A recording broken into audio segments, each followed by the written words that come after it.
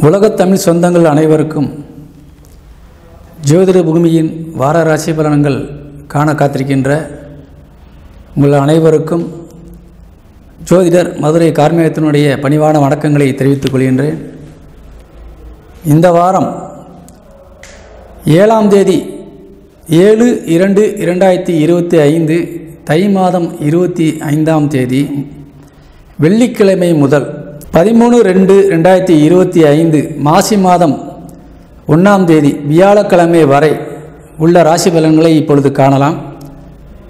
இந்த வாரம் உங்களுக்கு மிகவும் நல்ல செய்தியை முன்பாக கூற இருக்கின்றேன். அது என்னவென்றால், இது நாள் வரை பல மாதங்களாக அனைத்து ராசிக்காரர்களுக்குமே மிகவும் வேதனை இருந்து கொண்டிருக்கின்ற ஒரு கிரகமான குரு பகவான் இந்த வாரம் 11ஆம் தேதி அன்று மாலை 5:50க்கு வக்கர நிவர்த்தி அடைகின்றார். இந்த குரு பகவானுடைய வக்கரத்தினால் எவ்வளவு பாதிப்புகள் நீங்கள் அனைத்து ராசிக்காரர்கள் ஒவ்வொரு விதத்திலுமே நீங்கள் அனுபவித்திருப்பீர்கள். இப்பொழுது இந்த வக்கர நிவர்த்தி ஆன பின்பு அனைத்து ராசிக்காரர்களுக்குமே எதிர்பார்த்தது அனைத்துமே கைகூடக்கூடிய ஒரு அற்புதமான நிகழ்வுகள் நடக்கப் போகின்றது. அது இந்த வாரம் முதல் ஆரம்பம் ஆகின்றது. அதனால் இந்த வாரம் உங்களுக்கு மிகவும் அற்புதமான வாரமாக விளங்கப் போகின்றது. சிம்ம ராசி நபர்களுக்கு இந்த வாரத்தினுடைய ராசி பலன்களை காண இருக்கின்றோம். உங்கள் ராசிநாதன் சூரியன் உங்கள் ராசிக்கு 6ஆம் இடத்திலே சென்று வக்ரம் பெற்ற செவ்வாயின் நட்சத்திர காலிலே அமர்ந்திருக்கின்றார். 12ஆம் இடமான விரயஸ்தானத்தை பார்த்து கொண்டிருப்பதால் சிம்ம ராசி நண்பர்கள் இந்த வாரத்திலே நீங்கள் நிறைய வெளி பயணங்கள் ஏற்படக்கூடிய வாய்ப்பு இருக்கின்றது. பயணங்களுக்காக நிறைய செலவுகளை ஏற்படுத்தக்கூடிய வாய்ப்பு இருக்கின்றது. அரசு துறை அதிகாரிகளால் உங்களுக்கு சில நேரங்களில் வீண் செலவுகள் வரக்கூடிய வாய்ப்பு இருக்கின்றது. வழக்குகள் சம்பந்தமாக இந்த வாரத்திலே உங்களுக்கு ஏதாவது தொந்தரவுகள் வரலாம். எச்சரிக்கையாக இருக்க வேண்டியது கடமை. அதே போன்று எதிரிகளிடத்திலே மிகவும் கவனமாக எச்சரிக்கையாக இருக்க வேண்டும். ஏனென்றால் எதிரியின் பிடியிலே நீங்கள் சிக்கிக்கொண்டு கஷ்டப்படக்கூடிய சூழ்நிலையை ஏற்படுத்திவிடும். அதே போன்று தேவையில்லாத கடன் பிரச்சனைகளிலே நீங்கள் மாட்டிக்கொள்ளக்கூடிய ஒரு சூழ்நிலையும் இருந்து கொண்டிருக்கின்றது. அதனால் இந்த வாரத்திலே சிம்மராசி நண்பர்கள் மிகவும் கவனமாக செயல்படுவது நல்லது. பயணங்களிலே கொஞ்சம் கவனம் தேவை.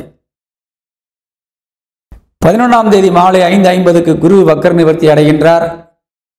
11ஆம் தேதி மாலைக்கு மேலே, ஏனென்றால் சூரியன் செவ்வாயின் சாரத்தில் இருப்பதால் செவ்வாய் வக்ரகதியிலே இருக்கின்றார். அந்த செவ்வாய் குருவினுடைய நட்சத்திர காலில் உட்கார்ந்திருக்கின்றார். அதனால் 12ஆம் தேதி அதிகாலை முதல் உங்களுக்கு நல்ல நேரங்கள் ஆரம்பிக்கின்றது. இந்த 12ஆம் தேதியும் 13ஆம் தேதியும் நீங்கள் எடுத்த காரியங்கள் அனைத்திலும் வெற்றி வாகை சூடக்கூடிய ஒரு அற்புதமான நிலையிலே நீங்கள் காண இருக்கின்றீர்கள். அதனால் இந்த சிம்ம ராசி நண்பர்கள் இந்த வாரத்திலே நீங்கள் தெரிந்து கொள்ள வேண்டிய விஷயம், கடன் பிரச்சனை, வழக்குகள் சம்பந்தமான பிரச்சனை, சிலருக்கு தேவையில்லாமல் போலீஸ் ஸ்டேஷன் வரை நீங்கள் சில பேர் செல்லக்கூடிய வாய்ப்பு இருக்கின்றது. சில பேருக்கு தண்டனைகள் கிடைக்கக்கூடிய வாய்ப்பு இருக்கின்றது. இப்படி ஒவ்வொருத்தரும் அவர்களுடைய பிறவி ராசியினுடைய பிறந்த ஜாதகத்தின் அடிப்படையிலும் இதே போன்று சில தொந்தரவுகள் இருந்தால் நிச்சயமாக அது நடந்துவிடும். பிறவி ஜாதகத்திலே உங்களுக்கு கிரகங்கள் நல்ல சுபமாக இருந்தால் அது அனைத்தும் தடைப்பட்டுவிடும். அதனால் சிலருக்கு இது போன்ற பிரச்சனைகள் வருவதற்கான வாய்ப்புகள் நிறைய இருக்கின்றது. ஆனால் பொதுவாக கடன் பிரச்சனையிலிருந்து நீங்கள் தைரியமாக வெளிவருவதற்கான வாய்ப்புகள் நிறைய இருக்கின்றது. 12ஆம் தேதிக்கு மேலே 12ஆம் தேதிக்கு மேலே நீங்கள் கொடுக்கல் வாங்கலிலே ரெண்டுமே, கொடுக்கவும் சரி வாங்குவதும் சரி, இரண்டிலும் நீங்கள் 12ஆம் தேதி வரை நீங்கள் பொறுத்து இருப்பது நல்லது. தேவையில்லாத வீண் பிரச்சனைகளில் நீங்களே விலைக்கு வாங்கி அது வீண் விரயமாக மாற்றிவிடக்கூடாது. அதனால் இந்த வாரங்கள் நீங்கள் கொஞ்சம் கவனம் செலுத்துவது நல்லது. அதே மாதிரி 2ஆம் இடத்தில் கேது இருக்கின்றார். நீங்கள் நியாயமாக செல்ல வேண்டும் என்ற நிலையிலே இருப்பீர்கள். சிம்மராசிக்காரர்கள் எப்பொழுதுமே நியாயமான வழியிலே செல்ல வேண்டும். நேர்மையான விஷயங்களை தலையிட வேண்டும். நல்ல விஷயங்களை மட்டும் கேட்க வேண்டும். தீய விஷயங்களிலே கவனம் செலுத்தக்கூடாது என்பதிலே உங்கள் பிறவியிலிருந்தே உங்களுக்கு அது போன்ற எண்ணங்கள் இருக்கும். இரக்க குணம் அதிகமாக இருக்கும். அந்த இரக்க குணமே உங்களுக்கு இப்பொழுது ஆபத்தான சூழ்நிலையில் மாறி இருக்கின்றது. அதனால் நான் குறிப்பிட்ட தேதி வரை கவனம் தேவை. வாக்குஸ்தானத்தில் அமர்ந்திருக்கின்ற குடும்பஸ்தானத்தில் அமர்ந்திருக்கின்ற கேது உங்களை காத்து வருகின்றார், குடும்பத்தையும் காத்து வருகின்றார். நீங்கள் கொடுத்த வாக்குறுதியையும் காக்க அவர் தயாராக இருந்து கொண்டிருக்கின்றார், ஒரு நீதிமான். அதனால் நீங்கள் தைரியமாக செயல்படலாம். அதே போன்று 3 குடையவன் சுக்கிரன் உங்கள் ராசிக்கு 8ஆம் இடத்தில் ராகுவோடு சஞ்சாரம் செய்து கொண்டிருக்கின்றார். அதனால் இளைய சகோதர சகோதரர்கள் மூலியமாக வரக்கூடிய தனவரவுகள் தடைபடலாம், அல்லது அவர்கள் மூலியமாக சில தொந்தரவுகளும் வர வாய்ப்பு இருக்கின்றது.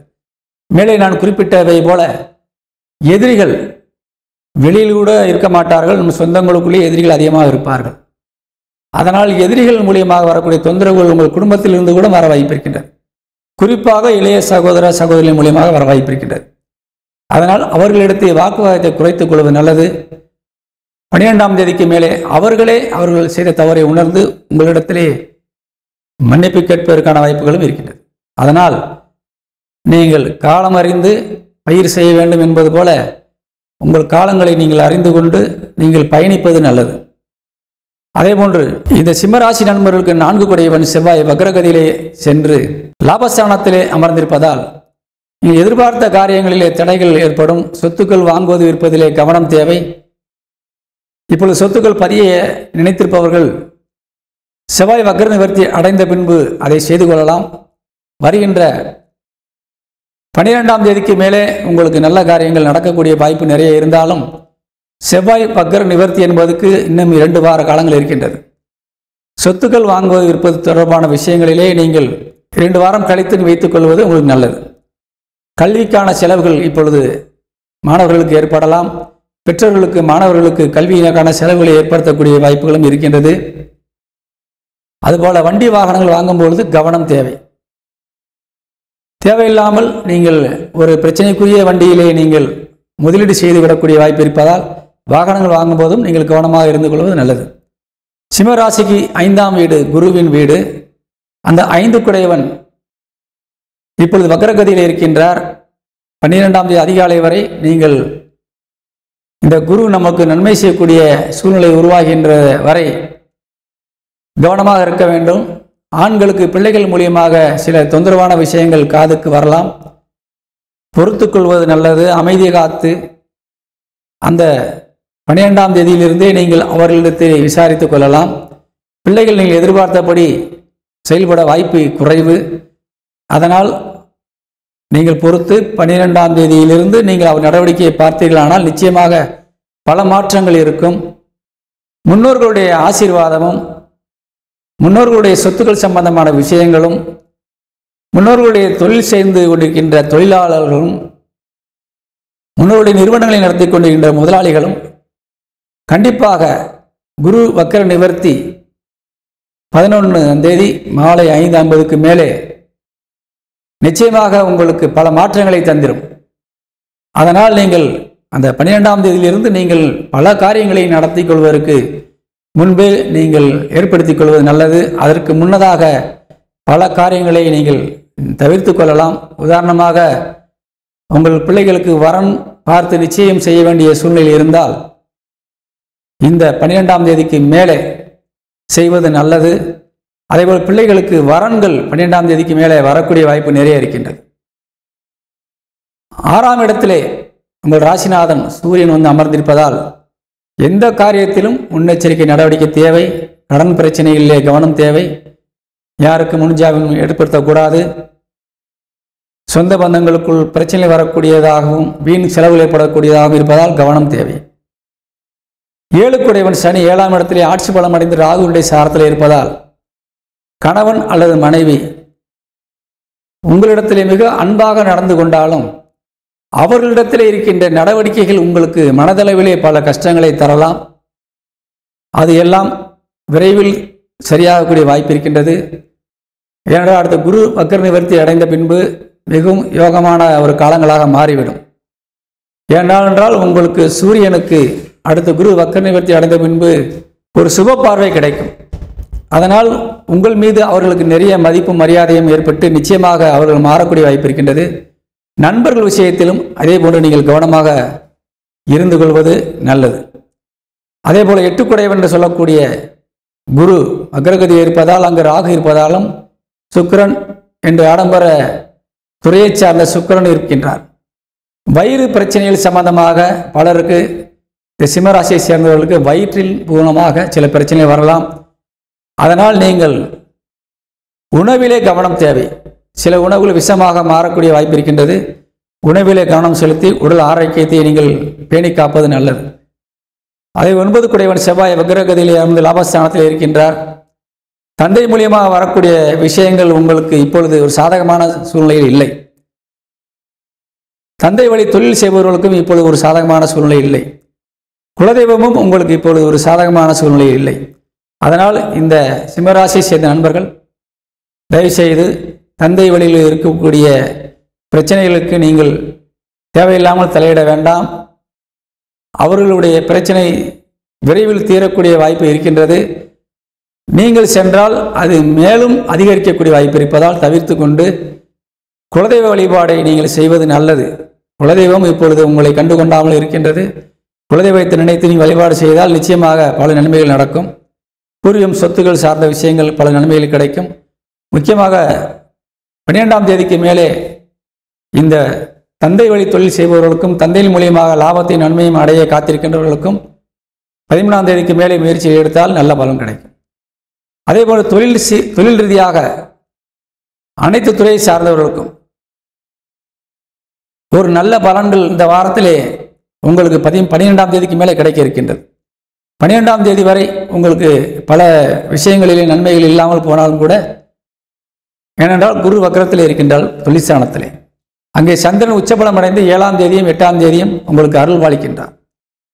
அதனால் உங்களுக்கு அந்த 2 நாட்கள் மட்டும் ஒரு அதிகமான ஒரு வருமாயை தரக்கூடிய ஒரு விஷயமாக இந்த 12ஆம் தேதி அமையும்.